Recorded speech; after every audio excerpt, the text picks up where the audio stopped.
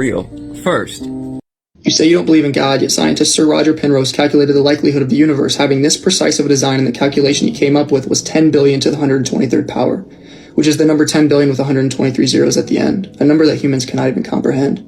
You say you don't believe in God, yet atheist scientist Stephen Hawking stated in his book, The Brief History of Time, that at the moment of the Big Bang, if the expansion rate of the universe was different by even 1/100,000th millionth of a percent, that the universe would have collapsed back on itself. You say you don't believe in God, yet your existence alone as a human was a 400 trillion to 1 odd. You say you don't believe in God, yet did you know if one person's DNA was unraveled and placed end to end, it would stretch to Pluto and back? You say it takes too much faith to believe in God, and to that I'll ask you, have you ever seen non-intellectual produce intellectual? Have you ever seen non-life produce life? Have you ever seen a massive explosion or expansion produce design and order? Every explosion I've ever seen has led to mass destruction, not design and order.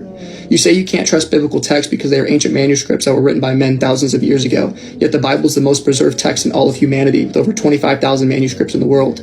I then ask you, why do you trust the reliability of people like Caesar, Galileo, and many other ancient figures when they have far more less items written about them? You say that the Bible has been mistranslated and altered, yet the discovery of the Dead Sea Scrolls in the 1950s have proven that claim to be false.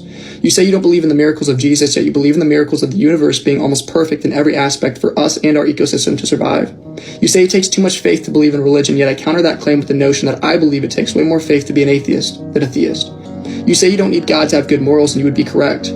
But then you cannot ground your morality in anything else but pure opinion. And you say, who cares? And then I'd ask you, who was right morally? Because it all comes down to subjective opinion if you're an atheist. And if you've had enough bad people have a bad subjective opinion, we would be in a world of trouble. God allows us to ground our morality in an objective manner instead of pure opinion of one person versus the next.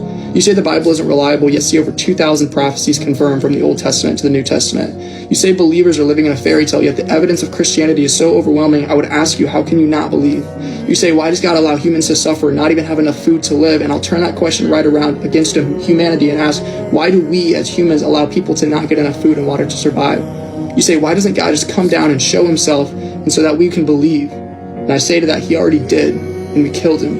And I know that if he came again, we would try to kill him again because the world hates the truth and loves their sin. Get right with God now.